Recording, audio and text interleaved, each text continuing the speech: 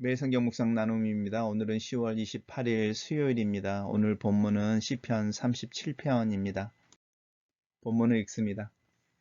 악을 행하는 자들 때문에 불평하지 말며 불의를 행하는 자들을 시기하지 말지어다.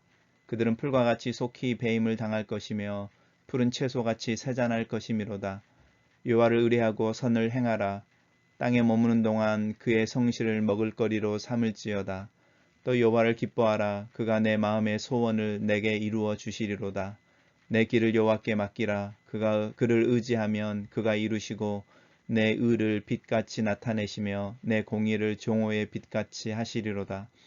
여호와 앞에 잠잠하고 참고 기다리라. 자기 길이 형통하며 악한 꾀를 이루는 자 때문에 불평하지 말지어다. 분을 그치고 노를 버리며 불평하지 말라. 오히려 악을 만들 뿐이라.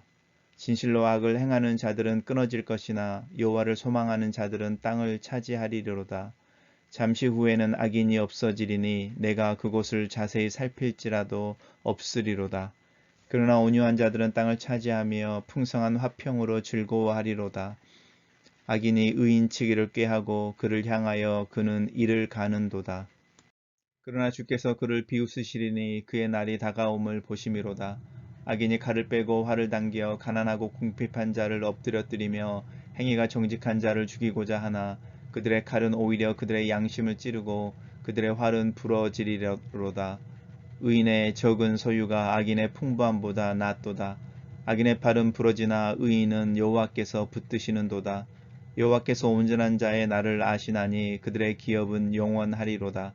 그들은 환난 때에 부끄러움을 당하지 아니하며 기근의 날에도 풍족할 것이나 악인들은 멸망하고 여호와의 원수들은 어린 양의 기름같이 타서 연기가 되어 없어지리로다.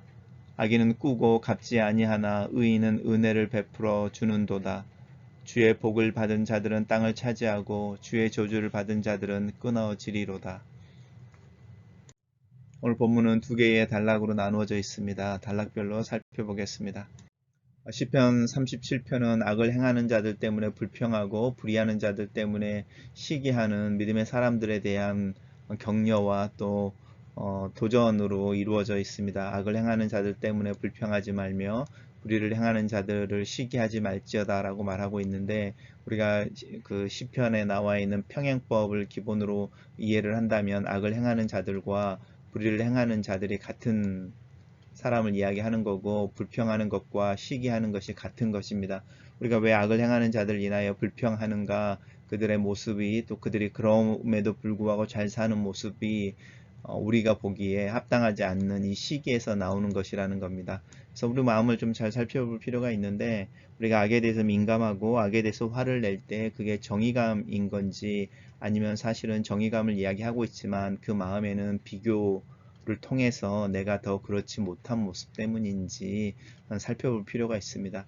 그리고 불평한다는 이야기과 이 이야기가 시기한다는 부분이 있는데, 이 시기하는 것은 불의한 사람들을 향한 대상이라고 한다면, 이 불평이라고 하는 것은 누구를 향해서 불평이 나오는지를 한번 생각해 보시면 좋겠습니다. 이 불평하고 시기하는 것이 오늘 첫 번째 단락에서 계속 반복되어지고 있습니다. 7절에도 요 앞에 잠잠하고 참고 기다리라 라고 말하면서 자기 일이 형통하며 악의 꾀를 이루는 자, 결국은 악을 행하고 불의한 자들 때문에 불평하지 말지어다 라고 이 불평하는 이야기가 또 나오죠.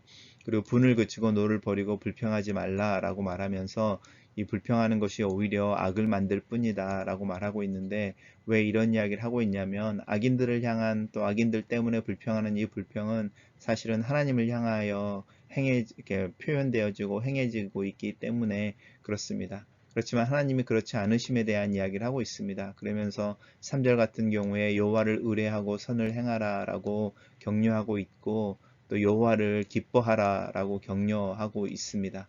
또 여호와께 내 길을 맡기라 라고 우리에게 도전하고 있고, 또 하나님 앞에서 잠잠히 기다리고 참고 기다리라 라고 하나님을 향한 우리의 태도에 대해서 다시 이야기를 하고 있습니다.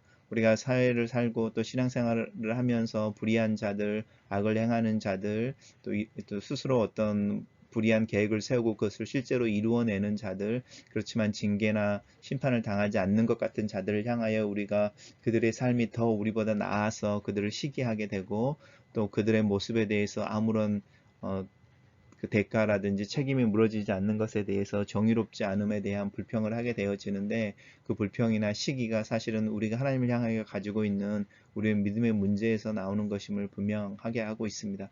그래서 여호와를 의뢰하라, 여호와를 기뻐하라, 내 길을 여호와께 맡기라, 그리고 여호와 앞에 참고 견디라라고 우리 안에 악을 행하는 자들을 보지 말고 하나님을 보고, 악을 행하는 자들의 소유와 그들의 잘됨의 문제에 초점을 맞추지 말고 너와 하나님의 관계에 초점을 맞추면 하나님이 너희들을 또 너를 잘 되게 해주실 거다라고 이야기하면서 나오는 부분입니다. 그래서 너희 소원을 이루어 주실 것이고 성실로 먹을 것을 삼을지어다 이렇게 말하고 있고, 또 보시면 계속적으로 정오의 빛같이 하실 거다라는 이야기를 하고 있고, 또 여호와를 소망하는 자들이 땅을 차지한다라고, 그리고 여호와를 소유한 자, 온유한 자들이 화평으로 땅을 소유하고 풍성한 화평으로 즐거워한다고 말하면서 하나님을 바라보고 또 하나님과의 관계에 민감하고 하나님을 신뢰하면 결국은 네가 불평하고 시기하는 그 문제들이 하나님 앞에서 또 하나님과 관계 속에서 너에게 아무것도 아니고 너의 삶이 훨씬 더 악인들의 모습보다 더 나은 것을 기억해라 라고 격려하고 있습니다. 단락을 요약해 보겠습니다. 이 단락을 시인은 악을 행하는 자들 인하여 불평하지 말고 하나님을 기뻐하고 의뢰하고 선을 행하라고 권면한다 라고 요약해 봤습니다. 두 번째 단락에서는 악인과 의인의 하나님이 이제 대하시는 어떤 태도와 또 그들의 삶의 결과에 대한 이야기를 하고 있습니다. 먼저 13절에 보면 주께서 그를 비웃으신다 이러는데 그는 악인을 이야기하는 거죠. 악인이라고 하는 것은 우리가 1절에 봤던 것처럼 악을 행하는 자들, 또 악을 꾀하는 자들, 하나님을 향하여 이렇게 악을 행하는 자들에 대한 이야기를 할 때에 그들을 비웃으신다 이렇게 이야기하고 있는데, 이 비웃으신다는 표현은 스스로 자기의 현실과 자기 위치를 알지 못하고 자기 스스로 높아져서 하나님이 없는 것처럼 행동하는 이들을 향하여 하나님이 표현하는 어떤 반응에 대한 표현입니다. 시편 2편에서도 세상의 군왕들이 자신들의 힘을 의지하여 모사를 꾀하고 또 자신의 권능과 힘을 드러내기 위해서 군사들을 일으키고 자기네들의 원하는 것을 성취해내려고 할 때에 하늘에 계신 하나님께서 그들을 보고 비웃으신다 이 이야기를 하고 있습니다. 그 비웃으심의 근거가 있는데, 그것은 뭐냐면 그들의 날이 다가오심을 보기 때문에 그렇다라고 말하는데, 이게 인간들의 어떤 유한함과 피조물로서의 한계를 이야기하는 거죠. 예수님의 어리석은 부자 비유처럼 수확이 많아서 그것을 창고에 들이고 내 영혼아 편히 쉬고 먹고 놀자라고 말하더라도 그날 밤에 하나님이 그의 영혼을 취해 가시면 사실 그것이 아무 소용이 없는 것이죠. 성경은 우리가 하나님을 두려워해야 되는 이유 중에 하나가 무엇이냐면 하나님은 우리의 몸과 우리의 영혼을 죽이시고 이렇게 살리시는 분이어서 그렇습니다. 그래서 이 하나님이 보고 계시는 우리의 유한함, 그것을 인식하지 못할 때 우리가 스스로 높아져서 하나님을 대적하게 되고 자신의 어떤 필요와 또 욕심을 따라서 악을 행하게 되어지는데, 그 모습들을 하나님이 비웃으신다 이렇게 이야기하고 있습니다. 그리고 이제 그 모습들이 구체적으로 나타나는데요. 유한한 모습이 나타나는 거죠. 그들의 의도가 이루어지지 않는 거죠. 칼이 그들의 양심을 오히려 찌르고 그들의 활이 부러진다 이렇게 말합니다. 또 악인의 팔이 부러진다라고 말하면서 의도가 이루어지지 않고 그들이 신뢰했던 부분들이 그들을 구하지 못한다라고 말하는 부분입니다. 그래서 악인들은 멸망하게 되고 악인들은 꾸고 갚지 아니하나 라고 이야기하고, 주의 저주를 받은 악인들은 결국은 소멸되어진다 라고 말하는 부분입니다. 반대로 이제 의인이 나오는데요. 이제 의인의 적은 소유가 악인의 풍부함보다 낫다라는 게 제가 생각하기에는 두 번째 단락의 핵심 구절인 것 같습니다. 그래서 의인은 하나님께서 붙들어 주신다. 그리고 온전한 자의 날을 아신다고 말하는데, 이 그들의 날이 다가옴을 보시는 것과 온전한 자들의 날을 아신다고 하는 부분이 다르죠. 왜냐하면 이 그들의 날과 그들의 기업은 영원한 거잖아요. 영혼과 연관되어져 있고 악인들의 날과 악인들의 기업은 순간이고 사라져 버리는 거죠. 바람에 나는 겨와 같이 흩어져 버리는 부분이죠.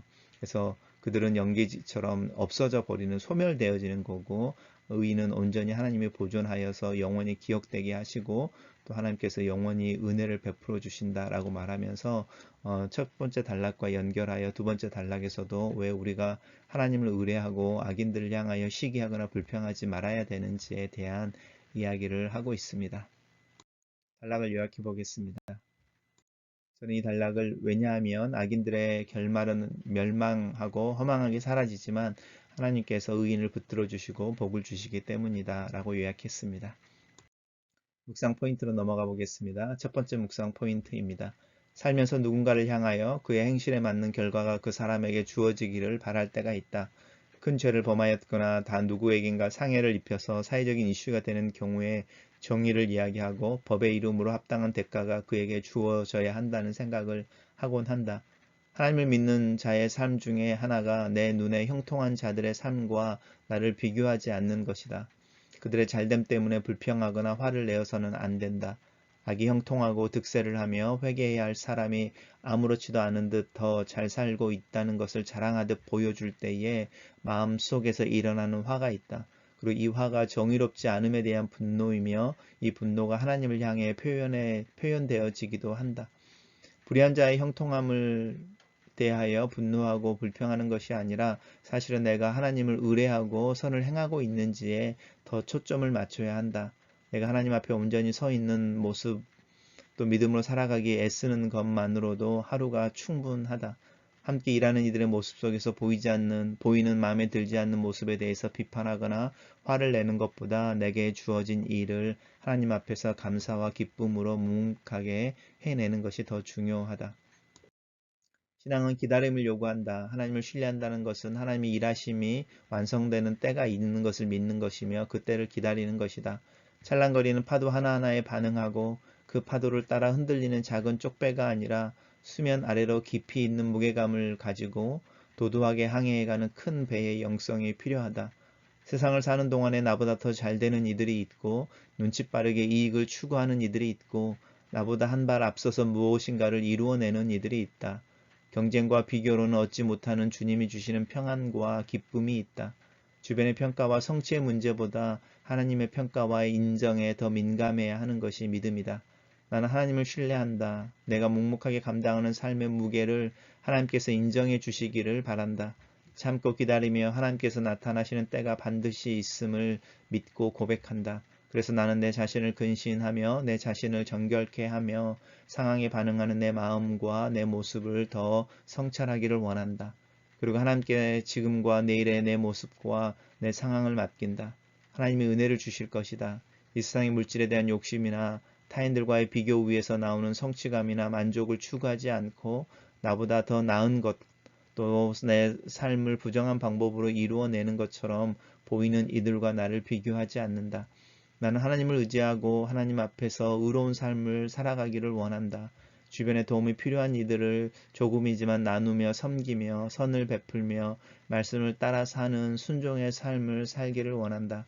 하나님께서 형통하게 하시며 하나님께서 이루어내시는 것이 내 삶에 넘치기를 원한다.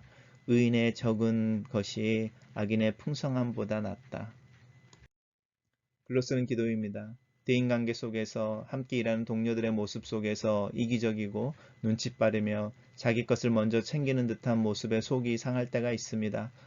다른 사람들을 속여 이익을 추구하며 부를 축적하는 이들에 대한 뉴스를 들을 때면 힘과 권력이 부정을 감추고 유전무죄라는 말 앞에 무기력과 분노를 갖습니다. 하지만 하나님 이 아침에 하나님의 신실하심과 일하고 계심에 대한 내 마음의 생각을 또 내 믿음을 새롭게 합니다. 하나님이 일하시고 정의와 공의로 이 세상을 다스리십니다. 내 스스로 하는 타인들에 대한 판단과 감정적인 반응을 멈추기를 원합니다. 하나님 앞에 그냥 묵묵하게 내게 주어진 일을 하루하루 감당하기를 원합니다. 타인들의 모습은 그들의 모습 그대로 인정하고 그들에 대한 판단은 하나님이 하시는 것으로 하나님의 것으로 남겨놓습니다. 나는 내 자신의 모습에 더 민감하기를 원하고 내 모습과 삶의 모습이 하나님의 말씀과 믿음을 살아내는지의 여부에 더 민감하고 그것을 성찰하기를 원합니다. 하나님의 은혜와 도우심이 필요한 영역을 기도로 내어놓고 내가 더 수고하고 감당해야 되는 부분에서 땀을 흘리며 내 주변에 있는 이들에게 조금이라도 더 나누어주고 조금은 더 수고하는 섬김을 실천할 수 있는 신앙, 믿음의 삶을 위해 기도합니다. 이 섬김과 낮아짐의 태도를 오랫동안 지속할 수 있는 믿음의 지구력을 위해서 기도합니다. 하나님을 의지하면 하나님이 이루시고 기쁨과 풍성한 평안으로 축복해 주실 것을 믿습니다. 하나님과의 관계에 최우선순위를 두며 하나님과 동행하는 중에 이 세상의 어지러움과 어리석음을 이겨낼 수 있는 지혜와 분별의 힘을 얻게 하시옵소서. 아멘.